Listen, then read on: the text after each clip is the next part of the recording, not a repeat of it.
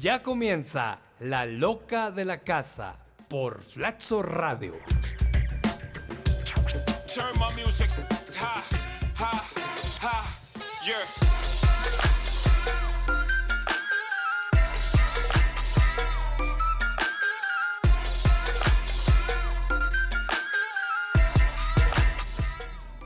Amigos de Flaxo Radio, sean ustedes bienvenidos a una edición más de La Loca de la Casa. Soy Gaby Ruiz en la conducción y Javier Macas en los controles.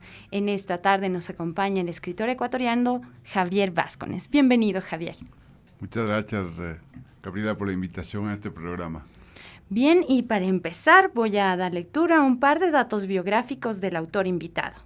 Javier Vázquez es escritor y editor. Nació en Quito, estudió literatura en la Universidad de Navarra y posteriormente en París. En 1982 inició su trayectoria narrativa con Ciudad Lejana. En 1983 ganó la primera mención de la revista Plural de México con Angelote Amor Mío. Ha publicado El hombre de la mirada oblicua en 1989, la novela El viajero de Praga en 1996. En 1998, Un extraño en el puerto, antología de cuentos. La sombra del apostador en 1999, finalista en el premio Rómulo Gallegos. Invitados de honor en 2004, la novela de espionaje Retorno de las moscas en 2005 y la novela Jardín Capello 2007. En 2009 apareció en España una selección de sus cuentos titulada Estación de lluvia, y un año después se publicó una edición especial de El viajero de Praga con prólogo de Juan Villoro. Algunos de sus cuentos han sido traducidos al alemán, francés, inglés, hebreo, sueco, griego y búlgaro. En 2010 se publicó en España y Colombia la novela La piel del miedo, finalista del premio Rómulo Gallegos. En 2012, la editorial El Antropófago editó una edición bilingüe del español-francés de El secreto.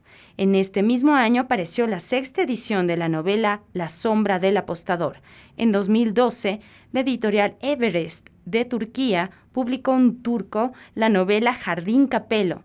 En 2012 apareció en México y Ecuador la novela La otra muerte del doctor.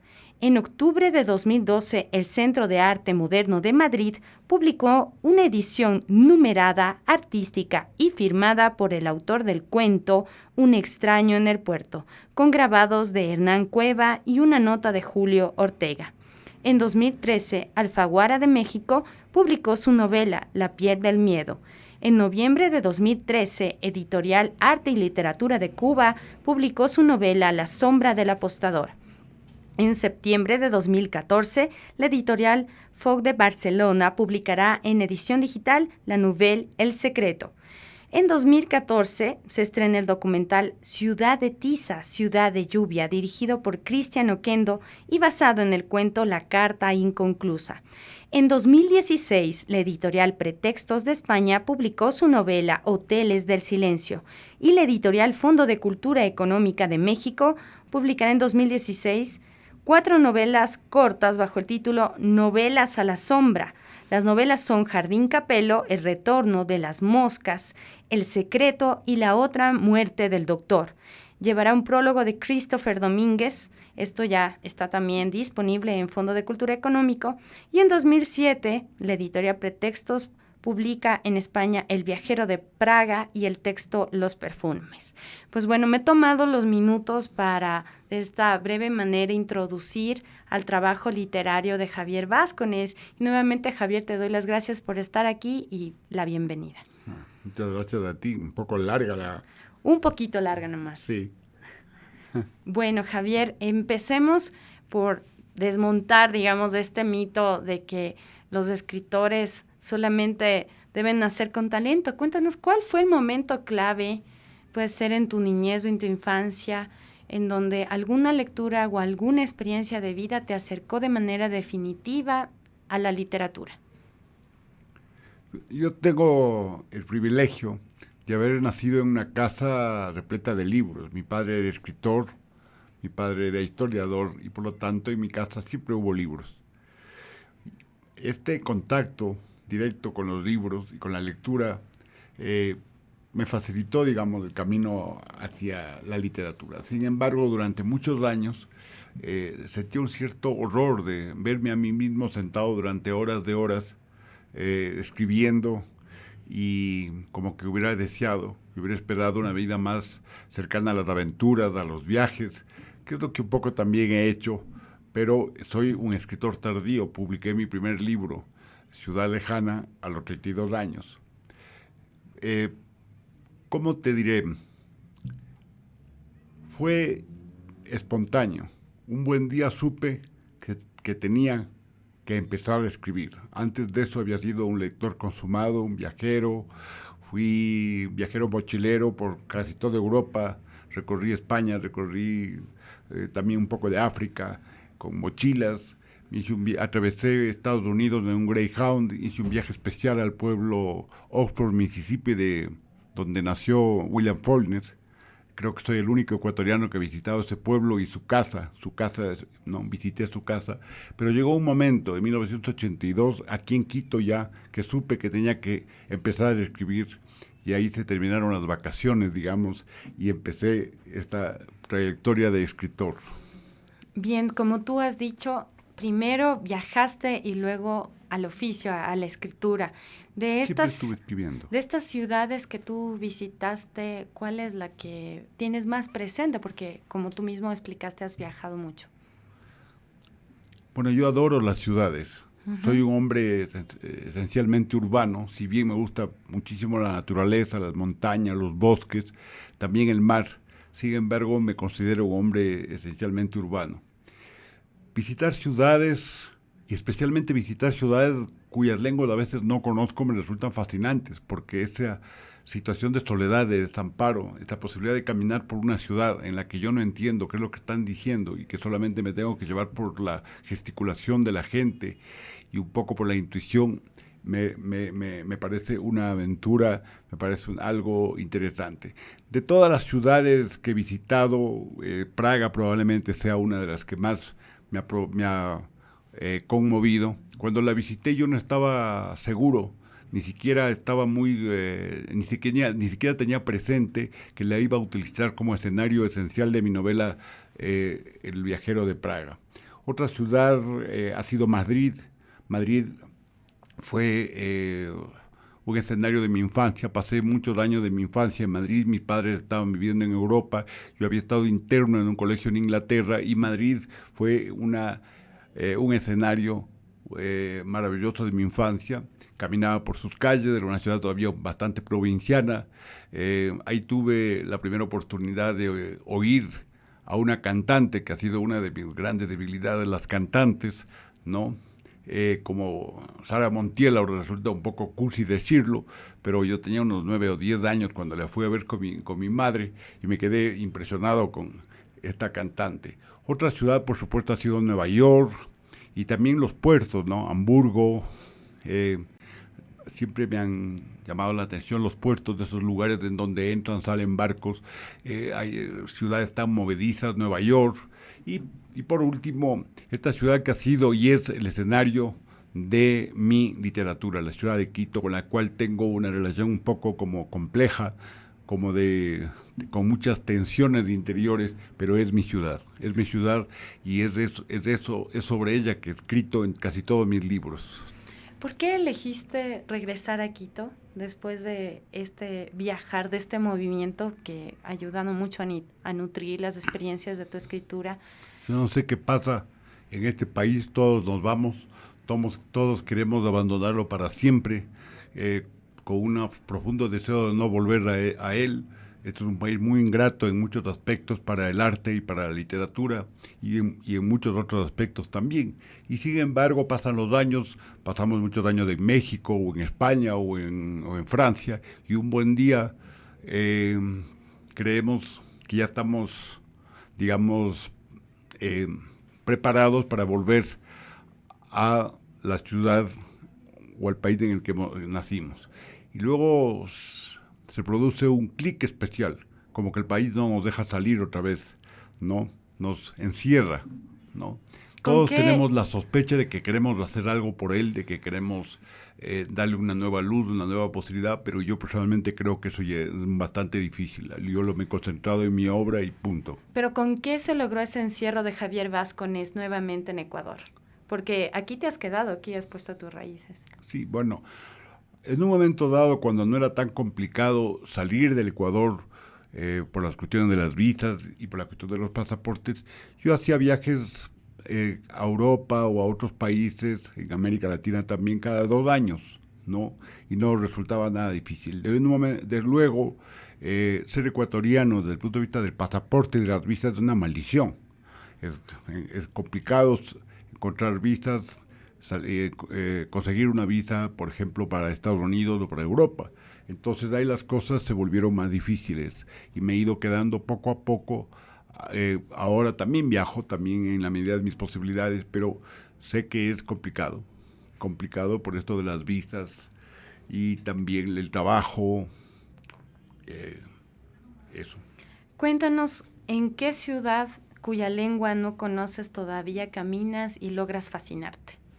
Y esto no estoy hablando precisamente de una atmósfera que sea completamente material, que exista una Praga, puede ser otro espacio. ¿En qué ciudad todavía caminas y cuya lengua no logras descifrar? En Estambul. ¿Qué pasa con Estambul? Ni siquiera la conozco, pero los viajes a veces no siempre son a partir del hecho de que uno coja un avión o un tren o un autobús y desembarque o llegue a esa ciudad.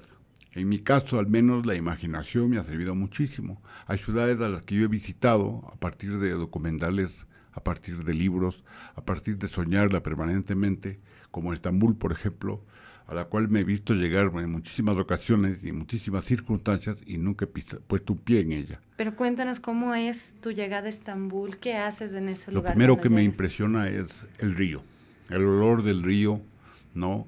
Luego la efervescencia de esa ciudad tan rica, tan potente, en la que hay una fuerza cultural enorme, una riqueza, una variedad, una diversidad de olores, ¿no? De olores orientales, los restaurantes estos que emanan olores a miel, a especies, luego esos mercados extraordinarios de ropa, ¿no? Esa gente abigarrada que camina por las calles y tal.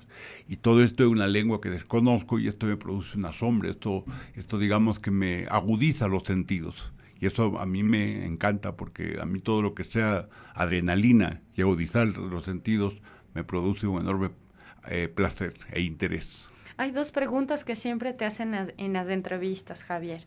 La primera es si tú eres el viajero de Praga y la otra es ¿qué tan adepto te consideras todavía las lecturas de novela negra o el género policíaco?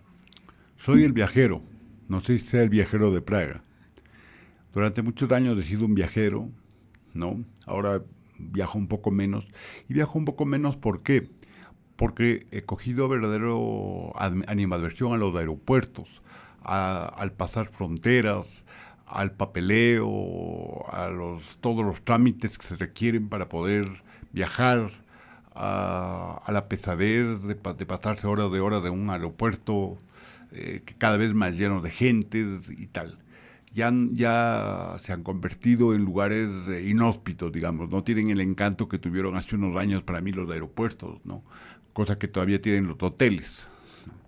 Y en cuanto a la otra pregunta era... Sobre tu selectividad, digamos, Sí. por las novelas de policías o negra. Sí, soy un lector muy consumado, digamos, adicto a las novelas policiales, a las novelas góticas. Siempre me han gustado las novelas de género, las novelas policiales, las novelas también de espionaje, ¿no? Es decir, lo que se puede llamar en términos generales los géneros populares, ¿no? Si por un lado he sido un lector muy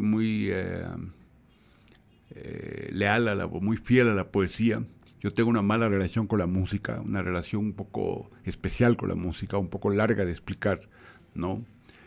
La música a mí me me paraliza de tal manera que le tengo un poco de temor. Me produce un cierto pánico oír música, sobre todo determinado tipo de música como jazz o la música clásica. No así la música, digamos, de otra naturaleza, ¿no? Pero la música. Entonces, esto me ha convertido en un lector potente de poesía. Durante muchos años lo primero que hacía cuando me despertaba es leer una hora o 3/4 de hora poesía. He leído mucha poesía, creo que tengo una muy buena biblioteca de poesía y de poetas del mundo entero. Entonces, eso es por un lado. Por otro lado, la literatura popular también, igual que en el cine popular, el cine norteamericano siempre ha sido de mi profundo interés, ¿no? Creo que es ahí donde se encuentran a veces ciertos claves, ciertas posibilidades para enriquecer la obra y en mi caso, mi obra, ¿no? La obra que yo he escrito. ¿Qué te parece, Javier, si elegimos 3 canciones o títulos de alguna ópera, de lo que tú gustes, 3 canciones con las que nos puedas ayudar a aproximarnos a tus ideas del terror? Porque hay a veces música, piezas con las que siento ese miedo. ¿Qué te parece si nos aproximas a esos escenarios con 3 títulos o 3 canciones de tu elección?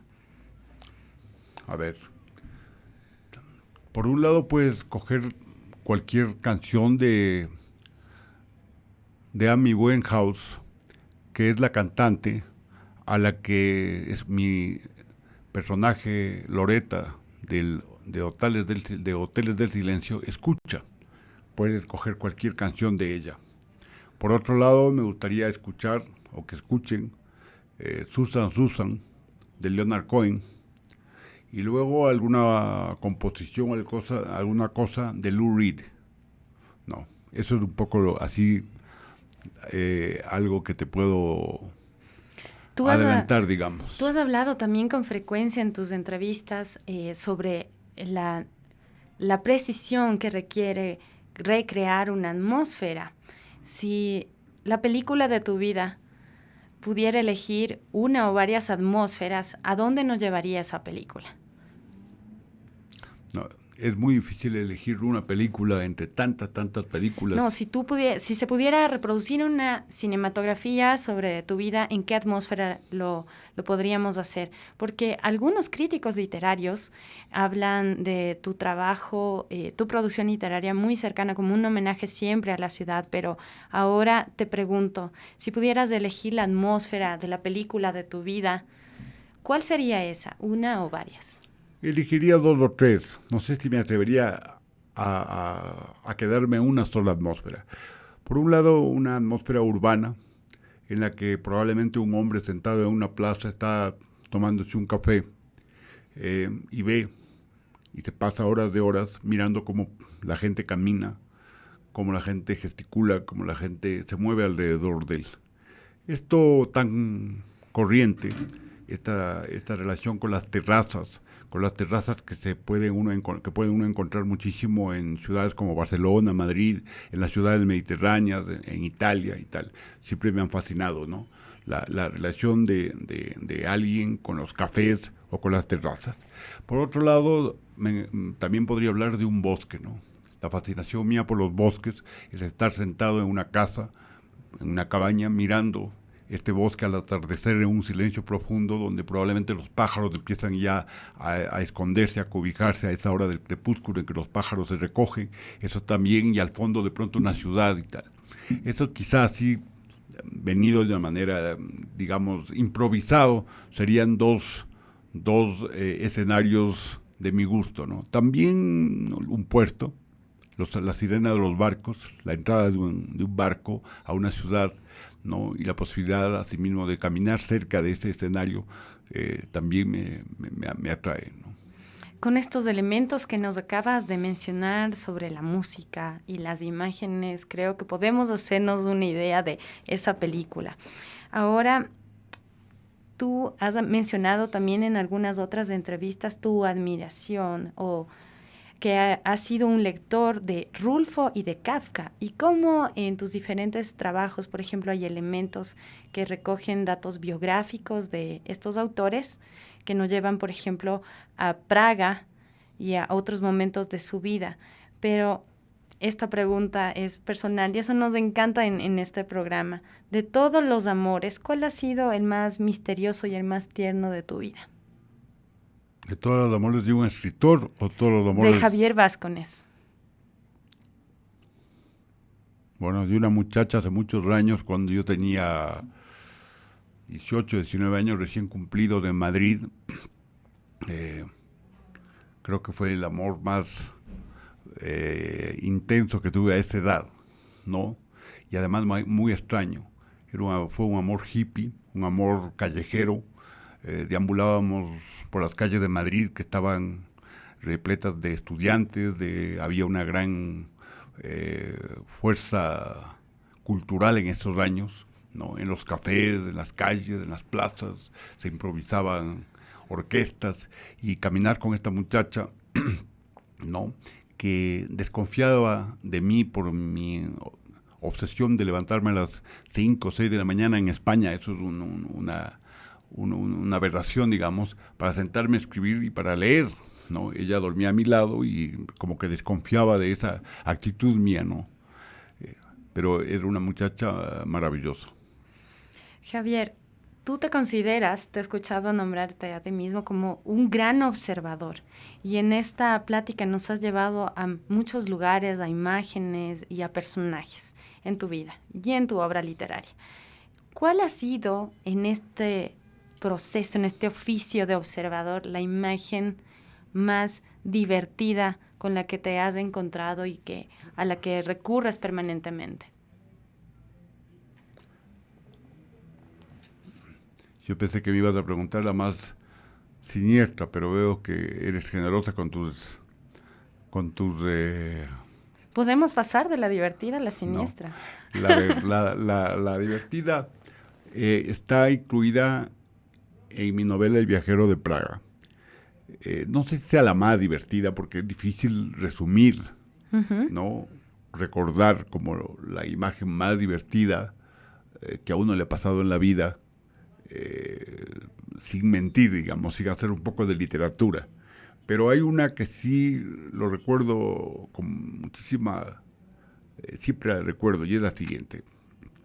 Yo vivía en el centro, no iba mucho al centro, mis abuelos vivían en el centro, mi abuelo paterno tenía su casa al frente de la compañía, y en una ocasión, cuando yo era muy joven, tenía unos 17 años, le vi a un hombre que corría desaforadamente detrás de una mosca que le zumbaba alrededor con un periódico, y fue tal el ridículo que causaba este hombre persiguiendo a la mosca dentro de una pequeña tienda, que se me quedó grabada la imagen de verle a este hombre con el periódico golpeando, y la mosca que un poco como que se le burlaba, se escapaba, huía y volvía a empezar el hombre, y cada vez estaba más, digamos, de más mal humor el hombre. Esta pequeña imagen, este episodio visto a los 16 o 17 años en una tienda que yo entré a comprar algo por parte del vendedor, yo la trasladé luego al viajero de Praga y la convertí en un episodio del Dr. Krohns, que asimismo se le mete un mosco en la casa que él acaba de alquilar en el Valle de los Chillos para pasar el verano, y empieza a perseguir a la mosca mientras su amada Violeta lo mira y se burla de él viendo esta situación. Mira, qué divertido.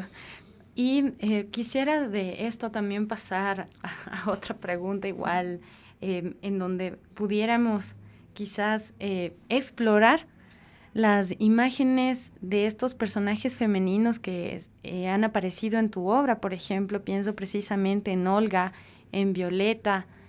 Y de cierta manera, si tú crees ahora que el amor siempre debe ser desigual, lo pienso después de que hemos entrado a tu anécdota sobre ese amor en Madrid, sobre este espacio del juego divertido con esa mosca.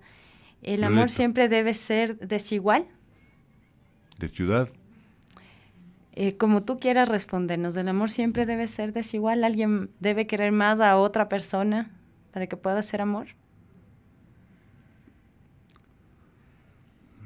No sé, hay algo en la pregunta que no te acabo de... Si yo formulo esta pregunta pensando en estos personajes femeninos, en Olga y en Violeta de El viajero de Praga.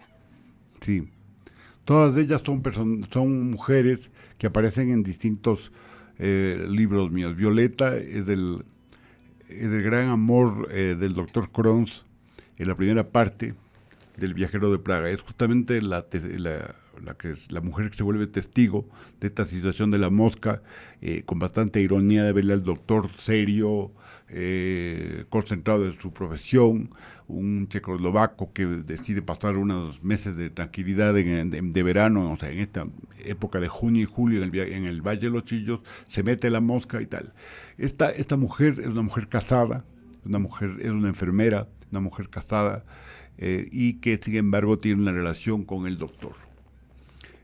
Arriesga mucho esta mujer convirtiéndose en amor y en amante del doctor. Arriesga mucho, mucho más probablemente que él.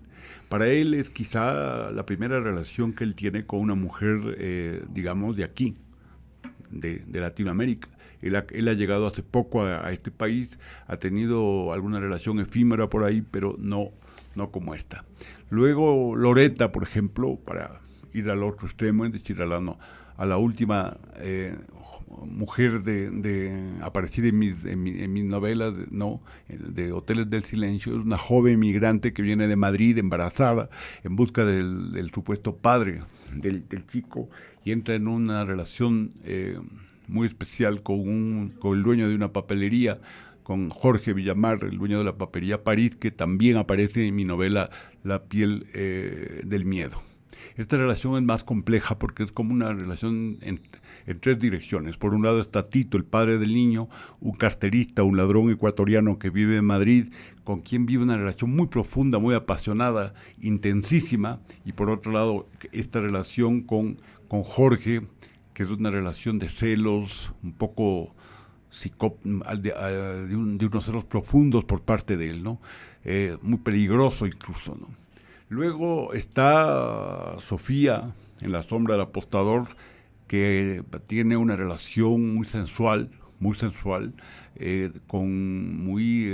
carnal, muy intensa. J. Vázquez con esta Sofía, una mujer también de características especiales. Alguien un día me dijo que todas las mujeres de mis libros son un poco locas, son excesivamente libres. No sé por qué me dijeron eso, quizá porque aquí en Ecuador hay como una especie de pánico de las mujeres libres y de las mujeres, digamos, un poco locas. A mí las mujeres un poco locas, para decirlo de alguna manera, no sé por qué tenga que llamarlas un poco locas. Las mujeres más bien libres, de las mujeres inteligentes, siempre me han llamado la atención, siempre me han encantado, ¿no? Y de manera espontánea me salen así los personajes femeninos, ¿no? Esas mujeres convencionales, probablemente excelentes profesionales o buenas madres y tal, me interesan, pero no especialmente, ¿no? Quizá por mis muchos años de vivencia en Europa, por mi carácter, ¿no? Una relación de un hombre con una mujer, para mi modo de ver, debe tener sus zonas de estímulo, sus zonas de tensión, para que sean más fascinantes, y más aún en el terreno de la literatura, y es sobre ese tipo de mujeres y ese tipo de relaciones amorosas sobre las que yo he escrito, ¿no? Donde siempre hay tensión. No sé si llegan a la felicidad. No tiene mucha importancia la felicidad en este caso. Tiene importancia la intensidad. ¿Qué otros aspectos de ti mismo te ha ayudado a encontrar los personajes, las ciudades de las que has escrito? Por ejemplo, voy a citar algo, quizás para suscitar esta respuesta, que proviene de Un extraño en el puerto, donde se escribe: yo solo escribo postales que jamás papá responde. Esto proviene de Un extraño en el puerto. ¿Qué otros aspectos de ti mismo, de tu carácter, has logrado conocer a lo largo de este tiempo como escritor? En cada línea, en cada párrafo, en cada capítulo, en cada libro que he escrito hay algo o mucho de mí mismo, de una manera camuflada o directa, o porque de alguna manera alguien me lo ha contado y eso me ha llegado. Yo lo he dicho muchas veces.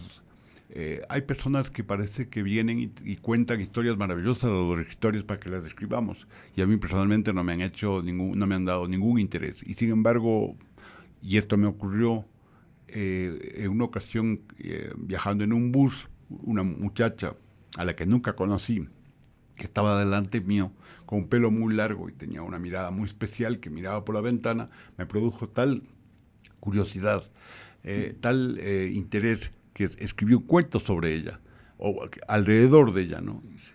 Entonces, todo lo que pasa en mis libros tienen que ver con Javier Vázquez, ¿no?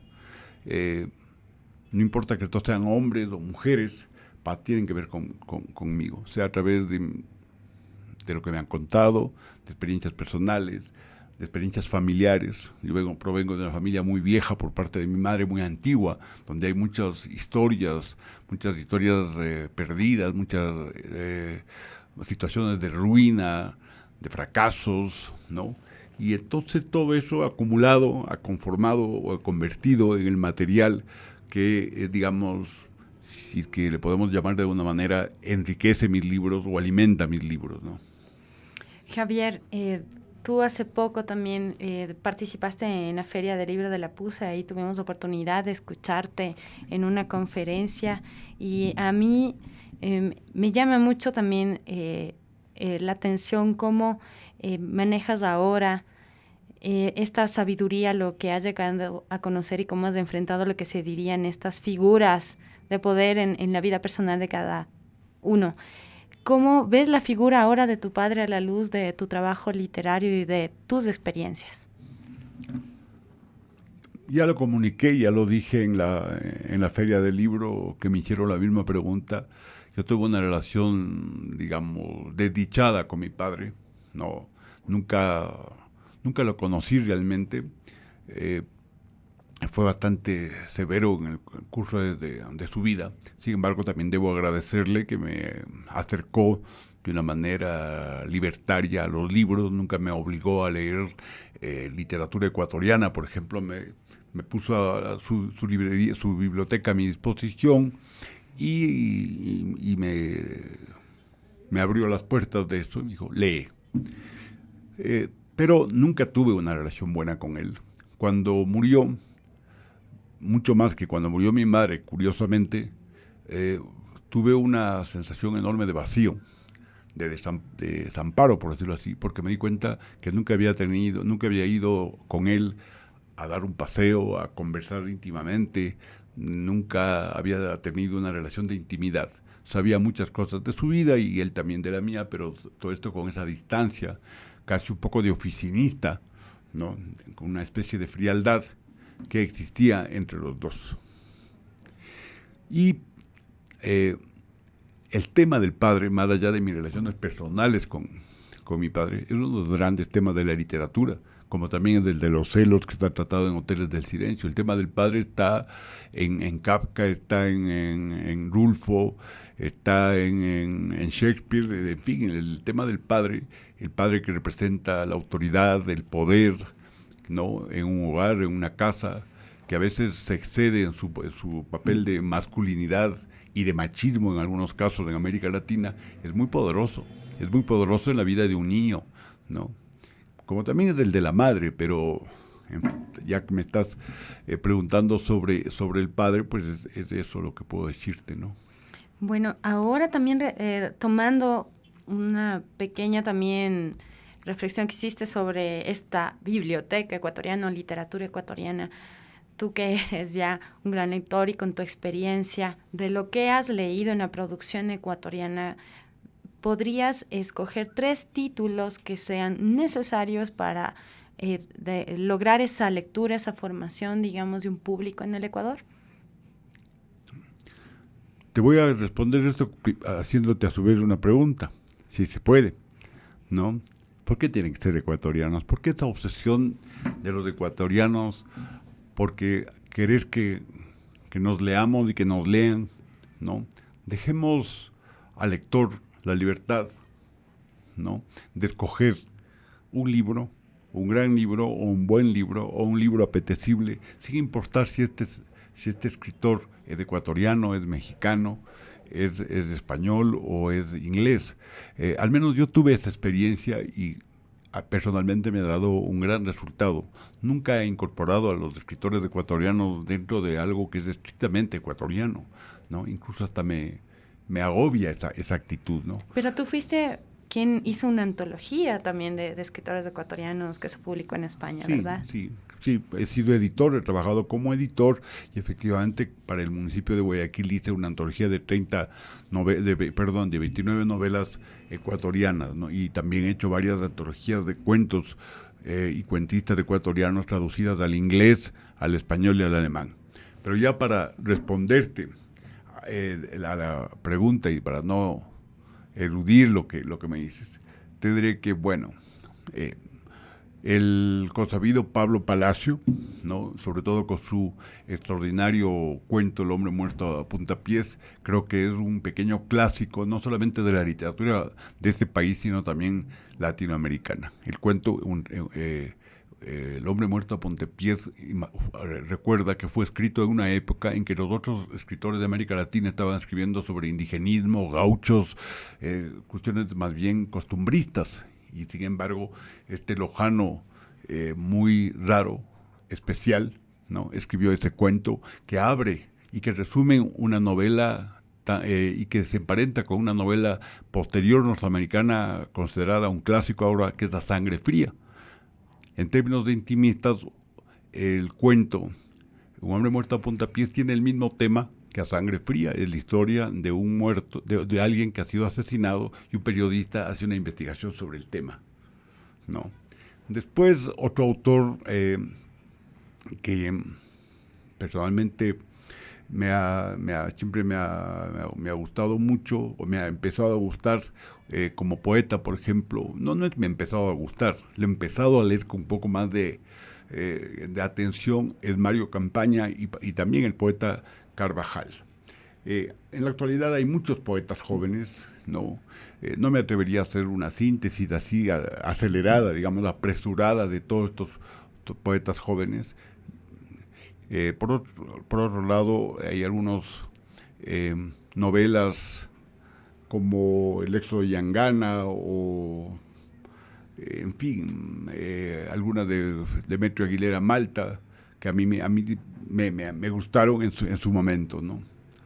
Pero hace muchos años que yo considero que la literatura, en términos de la novela de nuestro país, está un poco atascada, ¿no? Encerrada en sí misma. Hay escritores como Leonardo Valencia, o hay escritores como Juan Pablo Castro, hay escritores como mi amiga Sandra, que nos ha sorprendido a todos con su pequeña novela La familia del doctor Lemas, que me interesa mucho, ¿no? A propósito, también le mandamos saludos a Sandra. Sé que hay una nueva edición del Angelote que se va a publicar con doble rostro. Bueno, del Angelote hay varias ediciones, ¿no? En realidad no es una nueva edición lo que va a salir. Como te estaba mencionando al comienzo de esta entrevista, el día 28 de julio, en Fondo de Cultura Económica, el actor León Sierra va a hacer una representación, una lectura dramatizada de este cuento, ¿no? En homenaje no solamente al cuento, sino también a México, a 2 años de la fundación de Fondo de Cultura Económica y de una serie de autores y actividades relacionadas con México, y como el Angelote fue el primer lugar que vio la luz, el primer país que lo descubrió y con un premio fue México, no fue Ecuador, no fue otra parte, fue México. Entonces, gracias a esta situación, a esta cuestión, la Fondo de Cultura Económica decidió hacer este pequeño evento en el que León Sierra leerá, ¿no? Hará una lectura dramatizada. También me invitaron a que haga una presentación de mi libro Novelas de la Sombra, pero yo personalmente decliné, digamos, y creo que es más interesante la cuestión con la dramatización, digamos, del Angelote. El libro está ahí, son 4 novelas que, como tú bien sabes, Jardín Capelo, El retorno de las moscas, El viajero de Praga, no me equivoco, El viajero de Praga, no, El secreto, fueron publicados en México. Y bueno, le vamos a pedir a Javier Vázquez, aprovechando que se encuentra en nuestra cabina, que él elija un fragmento de uno de estos textos para que pueda compartirlos con nuestro público. Y bueno, están ustedes viendo también porque pueden luego revisar nuestros videos en YouTube, en ese canal, en la web de Flaxo Radio, descargar los podcasts de este y otros programas. Y les pedimos que lo compartan, lo difundan para que podamos seguir en esta exploración en los archivos de Flaxo Radio con autores ecuatorianos y extranjeros. Bueno, Javier ahora está revisando esta edición precisamente de la que estábamos comentando, de una edición especial de Fondo de Cultura Económica donde se encuentran varios de sus textos. Javier, y cuando te encuentres listo, puedes leer un pedacito de esos. ¿Quieres que lea entonces? Por favor. Bueno, voy a leer un par de párrafos de Jardín Capelo del capítulo 17. Nunca se supo con certeza si Jordi Sorella salió a la carrera de la casa la noche que fue citado por el juez Rui Barbosa. Algunos afirman que estaba estragado por el alcohol cuando cruzó el río por ir en busca de Coyahuaso. Lo cierto es que se tomó por el camino de entrada, sino que siguió por detrás de las pesebreras. Muchos años después, Delia le contaría a Manuela que Jordi había llegado enloquecido y con malas intenciones a las afueras de un pueblo silencioso. Después de tomarse media botella de vodka, Jordi salió esa noche de Capelo y emprendió la marcha. No parecía que el verano fuera a declinar, porque el viento hacía cantar los alambres de luz en la plaza del pueblo. Era probable que Jordi estuviera temblando y que llevara empapados los zapatos. Quizá había llegado a la casa con techo de zinc en la que vivía Saturnino con el objeto de interrogarle acerca de Lorena. También se dijo que al descubrir su aventura con Sorella, el juez forzó a la muchacha a marcharse una temporada a París. Bien, gracias Javier por esa lectura y ahora queremos, para ir cerrando esta conversación, que nos cuentes dónde se encuentran esos hoteles del silencio, que también es el título de una de tus obras. Los hoteles del silencio, como todos los hoteles, son lugares de encuentros, de desencuentros, de amores, de adulterios, de sueños. Es el lugar donde acuden los solitarios, los viajeros, ¿no? Recuerden que es un hotel que se suicidó el poeta y gran escritor Pavese italiano. Siempre he sentido una verdadera inclinación, fascinación por los hoteles. Si yo pudiera, viviría en un hotel como lo hizo Joseph Broz, el escritor húngaro. ¿Qué más puedo decir de los hoteles? ¿Qué es lo que me atrae de los hoteles? Esa posibilidad de estar solo, de estar, de que es un espacio intermedio, ¿no? En el que uno puede entregarse al sueño, a la absoluta anonimato, ¿no? Todas esas cosas me atraen de Hoteles de Silencio, y ese es uno de los temas de una novela como Hoteles de Silencio. Por un lado están los celos, la relación celosa que señalaba hace un momento entre Jorge y Loretta, y por otro lado está una especie de listado de hoteles en Madrid, en París y también en la ciudad de Quito y en otras partes. Ese es un poco los escenarios de mi última novela, Hoteles del Silencio. Bueno, y para poder consultar, disfrutar del trabajo de Javier Vázquez en Ecuador, podemos consultar alguno de sus títulos. Yo les voy a recomendar esta publicación del Fondo de Cultura Económica, del que ya escuchamos al propio autor leer unos párrafos. Es Novelas a la sombra, una conjunción de varios títulos. Ahí se encuentran varios de estos trabajos. Javier, para finalizar, quisiera agradecerte, pero también dejarte con una pregunta que sé que vas a ser generoso para responderla. ¿Qué hace reír y qué aterroriza a Javier Vázquez en estos días de su vida? Bueno, yo soy un hombre lleno de temores y de miedos, así que sería demasiado larga la lista para para hablar de eso, que es lo que me atemoriza.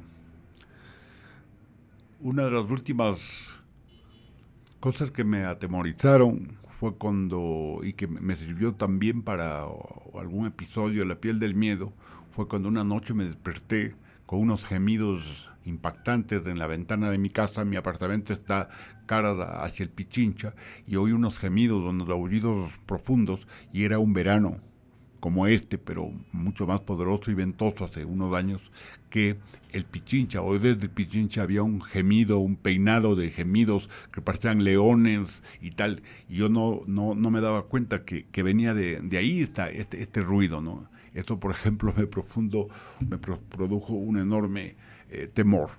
Pero también los insectos. Tengo un verdadero, aparte de las moscas, a las cuales les tengo una enorme simpatía y respeto, en general les tengo pánico, ¿no? Pánico a los insectos. Me parecen ser unos seres traidores, mal encarados, miedosos, que nunca se sabe cuándo es que le van a uno a atacar y qué es lo que van a producir, una enorme roncha y tal. En cuanto a la felicidad, la alegría, el placer de estar con amigos, de reírse, de compartir un poco de humor, un buen whisky, el humor siempre me ha llamado la atención, la broma, ¿no? En fin, estas son las cosas que me gustan, digamos, de mi vida cotidiana actual y tal.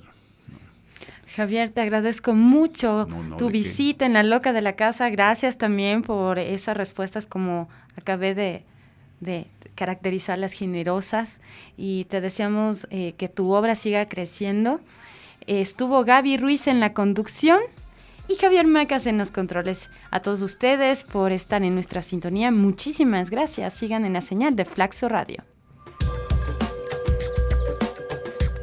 Hasta aquí llegamos con La Loca de la Casa en flaxoradio.es.